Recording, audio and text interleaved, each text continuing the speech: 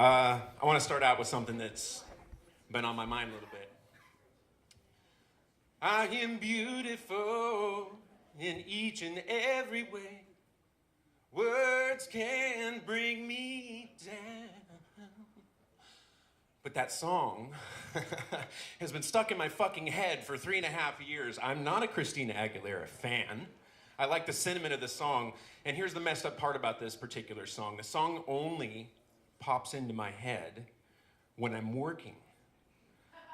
And I did a lot of construction work, right? So you know how like you're working away and you get into what you're doing and you're humming, right? Because there's a song in your head and you're not thinking about the fact that you work around a bunch of really homophobic dudes that are large and have power tools and things that shoot staples. But so, you know, I'd be working away, you know, because I'm in the macho construction business doing my thing, you know,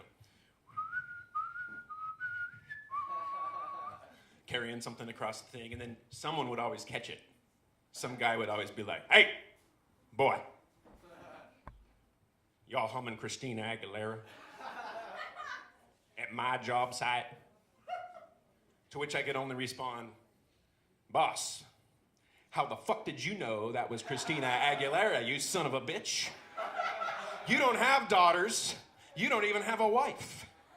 How do you know the tune of that? That wasn't even the chorus, and you knew that song." So all I'm saying, maybe I got it from your work truck when we were going to and from the job site. That's all I'm saying. But other songs beside that get stuck in my head, like really inappropriate times, like during sex. You ever had a song get stuck in your head during sex? You know, you're doing your thing. You're intimate. You're in that moment.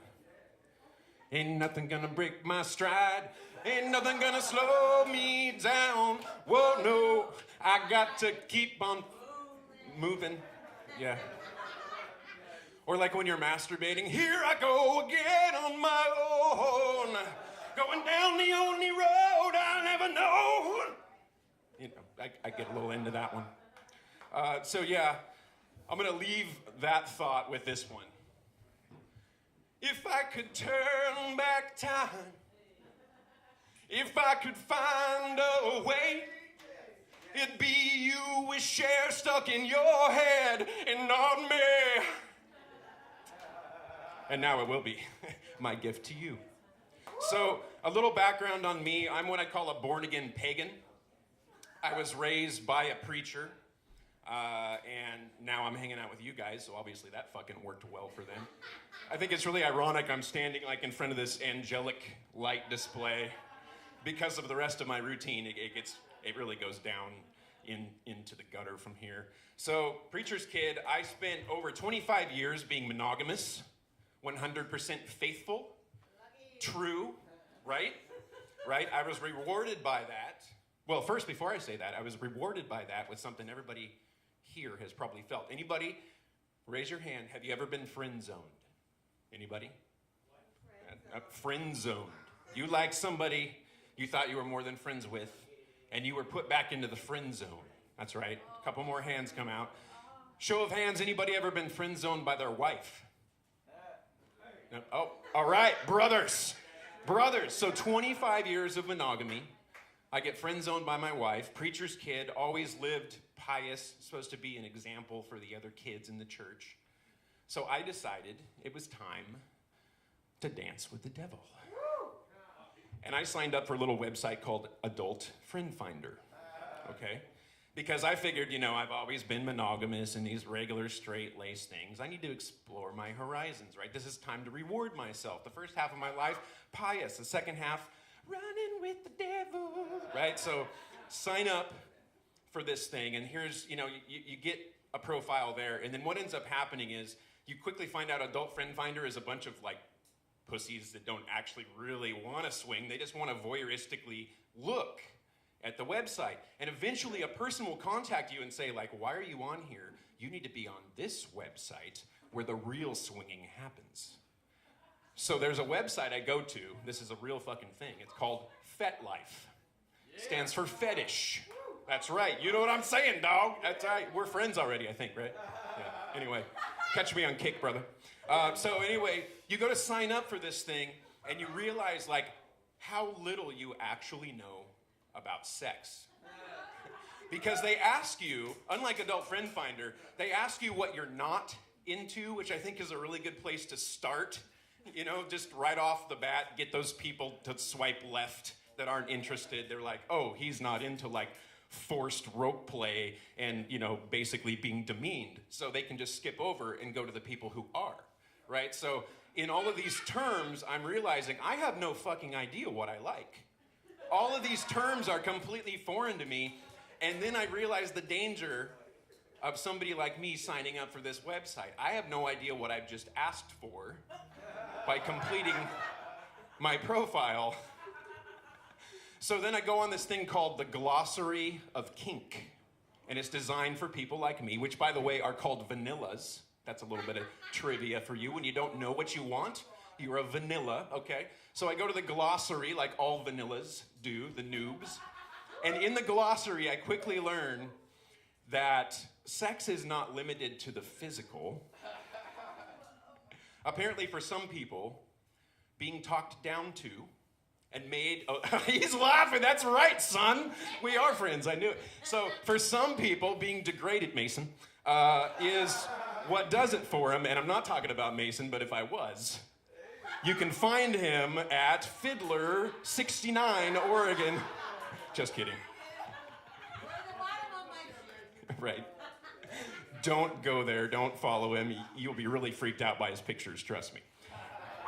So I sign up for it, and then the worst possible thing that can ever happen happens, which is a young person, because I am not one anymore, but a young person that I know, I'm affiliated with a few still, messages me on this website. Hey, Matt. What's up? Now, this is a person who I've actually worked with before, and I'm like, hey, person whose name I won't say on stage. Hey, Mason, how are you? What are you doing here? Which he kind of answers, oh, me and my girlfriend hang out on this site. And I'm like, okay, well, why are you messaging me? And he actually tells me, he says, my friend's mom is single. So I've reached the stage in my life where people are setting me up with their moms. So I called her, and things are going great. I go over to her house for the first time. The kids are supposed to be gone, right? I'm excited about that. I'm sure she was. I hope she was. Otherwise, that's fucking weird. So the kids are gone. We go over. We're hitting it off. Conversation is great. We are seeing eye to eye. I'm like, wow, she is really cool. I'm feeling really stoked about this whole thing. There's no weirdness. Things escalate. We end up in the bedroom. Everything is awesome. And then after, when we're doing the pillow talk thing, I'm looking around the room, and I see a dresser. And on the dresser is a stack of clothes. And in the stack of clothes is kind of like a little hole where you can kind of see through the stack. And in the hole, I see a hat. And on the front of the hat, I see, Make America Great Again. I've just fucked a Trump supporter. So the only thing I could take away from that is that I didn't see it during the sex, because I don't know that I would have maintained an erection if I had been knowing I was colluding with Russia.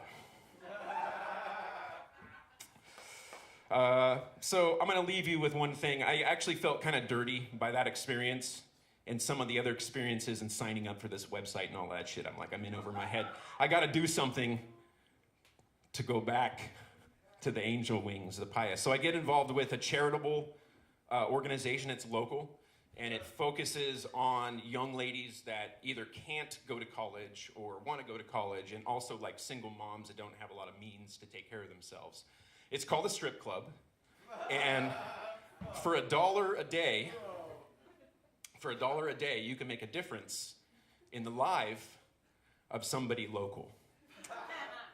My name is Matty J. Thank you so much for your time tonight.